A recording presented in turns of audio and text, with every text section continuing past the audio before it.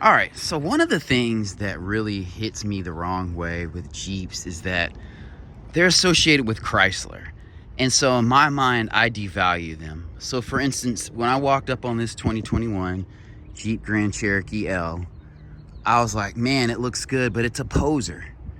You know, it's pretending to be like this super nice luxury SUV, and it's probably overpriced and not worth it, but this guy's like 50K in this climate, and I think it looks good, and I feel like it looks worth the money here. It has 18-inch tires, but that allows it to have additional rubber so that the ride is more, you know, luxurious and comfortable. I love the American flag logo there. That's a nice touch. Obviously, this has keyless entry.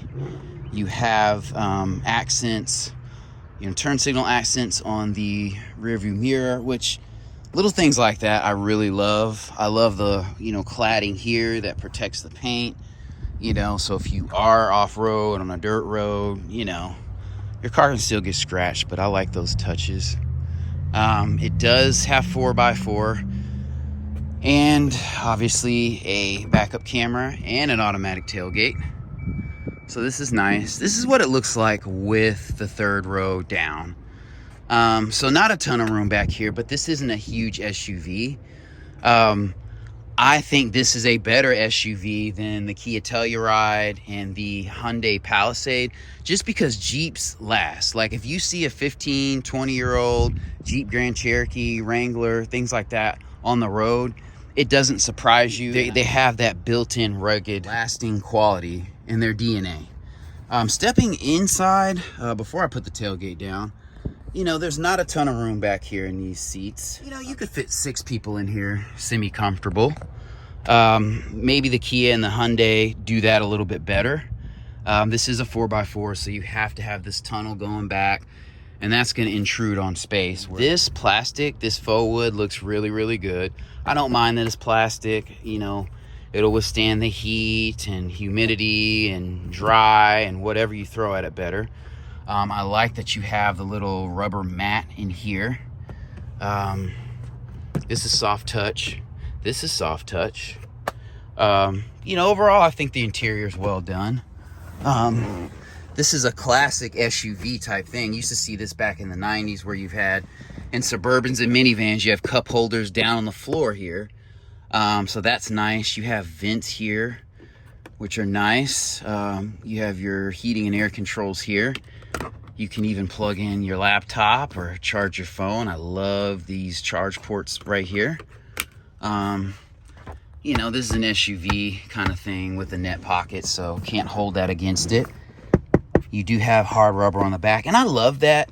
Like, these seats are comfortable leather, but when this part is leather, I remember just cars in the 90s and even 2000s where this leather gets loose, this leather gets cut, it gets indented. This is a luxury looking touch with the vent in the actual pillar. So to get in, you don't have to do much. You just pull this back, and then you can get in this back row right here. The leg room is not great, but these seats feel comfortable. Okay, so I'm in the back here, and there is still some leg room right there, so I could still sit in this seat. My legs are kind of up, but I do have room. Yeah, I wouldn't want to sit back here an extended period of time, so I'm over 6 feet. So if you're shorter, you know, maybe if you have a teenager or a shorter person or shorter woman, something like that, that will be more comfortable. You have an odd shaped cup holder back here, but the chargers were well thought out. You even have vents back here, which is dope. You have a cabin light right here. And yeah, I mean, that's basically it. But I love these handles at the top, like I said, in that Ford Expedition. Because you can just move things forward. It used to be back in the 2000s and the 90s where the person getting out had to let you out. With the adoption of these handles, you can get in and out yourself. I love the fact that these doors open wide, so it's easy, and that's an American thing. Wide doors, comfortable seats, not a ton of bolstering. All right, and then one cool thing about letting these seats down is when you pull this lever, this headrest does go down automatically, so you don't have to figure that out. And then you can pull this button and then lift the seat up, and they would, well, maybe that is the way. Yeah. Okay. So we got to figure it out. All right. So that's what it looks like with everything down. So, I mean, flat-ish, good cargo room. Even if this row was just down, you still have good space, but obviously this is not a huge hauler. And I wish there was a button here too to kind of let this down. That's another miss. There's no button here to let it down. So you got to get back under it, press it, and then step back, which I'm not a huge fan of, but I love that it's an automatic tailgate. And I think this is well done. I'm not mad that this glass doesn't pop out. That just, I don't know, that just makes for something to break, or just increases interior noise because the way the glass has to sit when it's not fixed. Walking to the front, these seats are comfortable. I think I mentioned that. You have Alpine here, memory seats, obviously. And then, you know, you have this blacked out screen, and you have good options here. So you have heated seats, heated steering wheel. I don't think the seats are ventilated, which sucks. They're not, because they don't have perforations anywhere. With leather, I really like ventilated seats. Anyway, the steering wheel has a good layout. This is like an all digital cluster, which looks super dope on any and every car. I love that these gauges are low profile. And when you're sitting a little bit recessed when you're sitting in this vehicle. So I don't feel like I'm sitting up above the hood line. I feel like I'm sitting a little bit down, which I don't like because I can't tell how far, you know, the front end of the car goes. So that's kind of a drawback. Rear visibility with the seats down is excellent or great.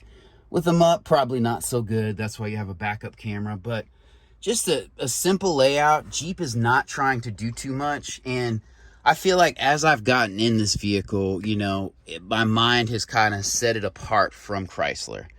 So it doesn't look like a cheapy Chrysler part. You even have paddles here. You know, this is a basic stock, but I feel like this Jeep feels solid and it's built to last. And that's what all Grand Cherokees have been. Styling wise, I love this styling. It makes the I mean, this is kind of like the exact shape of a Durango. And this is more the traditional Jeep styling. And yeah, this one is an older design. It doesn't look dated at all, but I like this newer style where the front end kind of sits a little bit lower. This is a little bit more swept.